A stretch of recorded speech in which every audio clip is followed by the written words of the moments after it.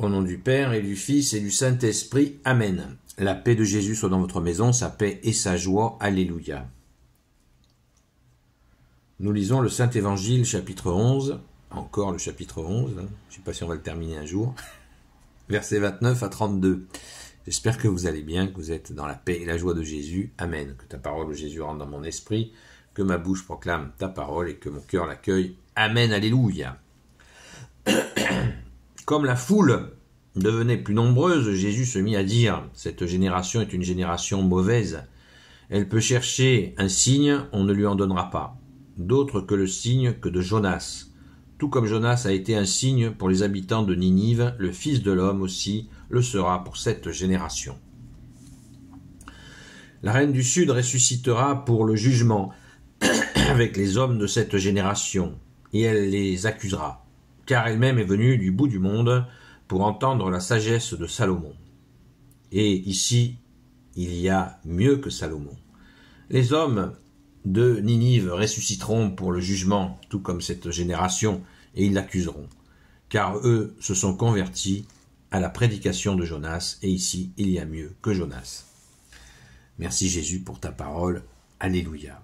Voilà, encore, nous avons une preuve qu'il faut connaître la Bible afin de ne pas la lire tout seul.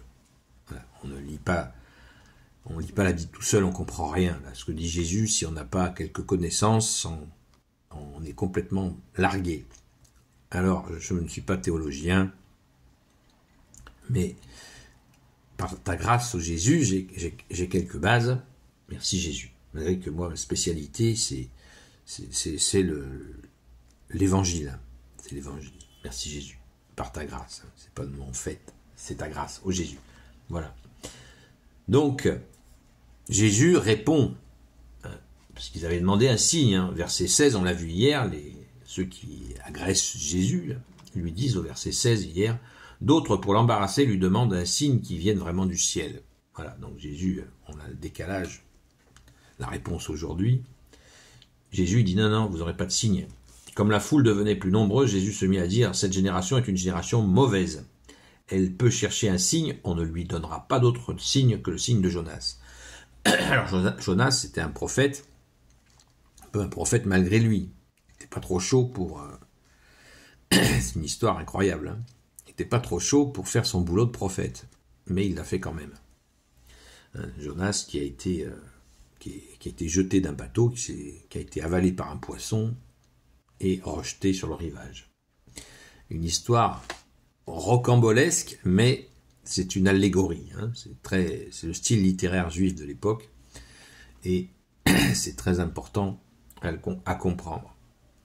Donc, ce signe de Jonas, un prophète qui est jeté d'un bateau, qui se fait jeter à la mer, un poisson qui l'avale sans lui faire de mal, et qui va le rejeter à terre pour qu'il fasse son boulot de prophète. Donc voilà un signe énormissime, si on peut imaginer. C'est quand même énormissime, voilà.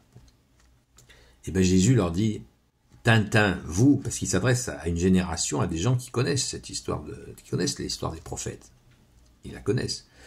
Et Jésus leur dit, non, vous n'en aurez pas, puisqu'ils ont face à eux, le Messie, Jésus, le Fils de Dieu, qui fait des miracles à tour de bras, jusqu'à ressusciter des morts. Et là, les gars, ils demandent un signe du ciel. Vous voyez, la provocation, insupportable pour Jésus. Je ne sais pas comment il a supporté ça. Comment tu as supporté ça, Jésus? Parce que c'est un niveau de bassesse absolument terrible. Et Jésus leur dit, non, vous n'en aurez pas. Vous n'aurez pas un signe spécial. Un signe spécial provocation, je vous l'ai dit hier. Il faut en être conscient. Quand nous demandons un signe avec grand amour à Jésus qui est Dieu, il nous le donne. Est-ce que nous en saura le reconnaître? C'est pas certain. Mais il nous le donne quand on le demande avec amour. Mais si on le fait en mode « Ah, si t'es vraiment Dieu, donne-moi un signe !» Non, ça marche pas. Ça ne marche pas. On ne peut pas provoquer, tu ne tenteras pas ton Seigneur, ton Dieu, comme dit la Sainte Écriture. Ça marche pas, ça joue pas. Si on le fait par désespoir, si quelqu'un par désespoir, de tout son cœur, dit « Jésus, s'il te plaît, donne-moi un signe. J'en peux plus. » Là, c'est un cri de désespoir. Un pauvre crie, le Seigneur entend, comme dit le psaume. Jésus répond avec amour, grand amour, merci Jésus. Voilà. Mais les provocateurs, ils n'auront que dalle, nib, nada. C'est juste, heureusement. Sinon, ça voudrait dire que Jésus, qui est Dieu, serait soumis aux provocateurs. Non, non et non. Et là, il y a un réquisitoire, un réquisitoire. Jésus leur dit, vous serez condamnés, cette génération mauvaise. Vous serez condamnés par Salomon lui-même, par la reine de Saba, la reine du Sud. Vous serez condamnés. Et ici, il y a mieux que Salomon. Qu'est-ce que Jésus veut dire quand il y a mieux que Salomon? Qu'est-ce que ça veut dire? Ça veut dire que Jésus dit, vous avez le Fils de Dieu en face de vous. Bande d'imbéciles. Non, ça c'est moi qui rajoute bande d'imbéciles. Pardon Jésus, c'est pas toi qui as dit ça.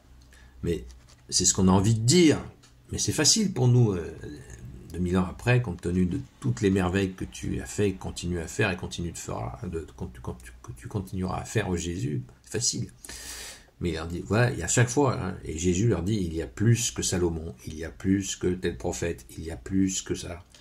Et Jésus leur dit, vous avez Dieu en face de vous et vous êtes complètement aveuglés par votre esprit de pouvoir sur les gens et vous n'accueillez pas la grâce alors que je suis en face de vous, leur dit Jésus. Voilà. Il y a plus, il y a bien plus.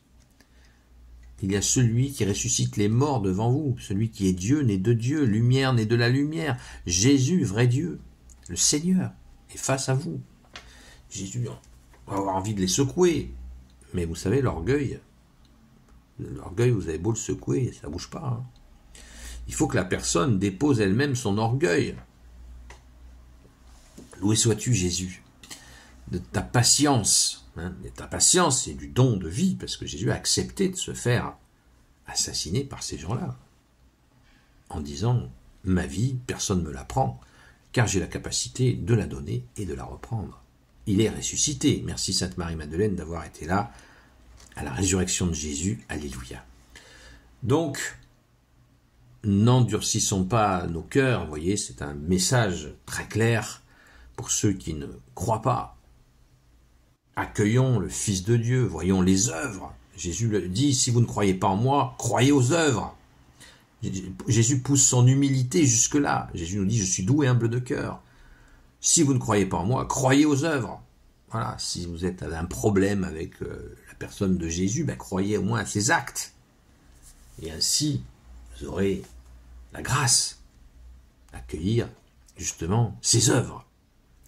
Mais cette génération, elle s'est bloquée. Il faut bien comprendre le processus de l'avènement, du premier avènement de Jésus. C'était bloqué. Tout était bloqué.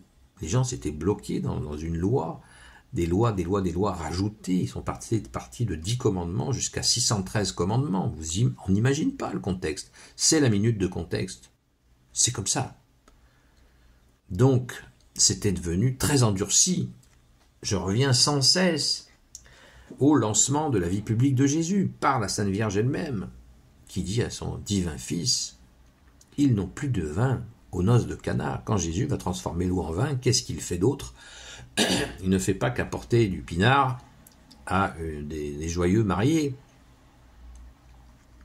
C'est pas ça le sens. Le sens, c'est la Vierge Marie, qui est vraiment une hébreu, absolument, une vraie hébreu, totalement hébreu, et qui est là, et qui dit à son fils, ils n'ont plus de vin.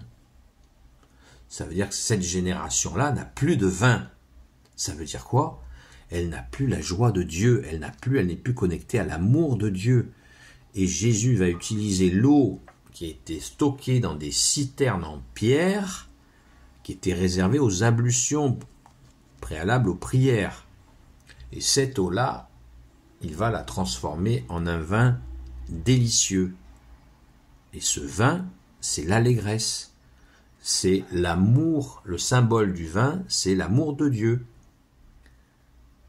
On utilise le vin l'évangile, c'est ce vin nouveau.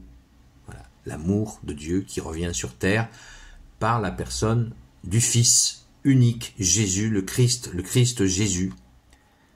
Voilà ce qui se passe en réalité. Les noces de Cana, c'est un mariage, donc c'est une nouvelle alliance, un nouveau mariage entre Dieu et les hommes. C'est la nouvelle alliance. On passe de l'ancienne alliance à la nouvelle alliance avec le Fils unique, Jésus, qui est la lumière et qui est ce vin nouveau. À de très nombreuses reprises, Jésus utilisera le vin comme justement symbole de cet amour de Dieu qui coule sur les hommes et qui l'accueille. Alors accueillons ton amour, Jésus, sans oublier la justice. Ta justice et ta miséricorde. Amen.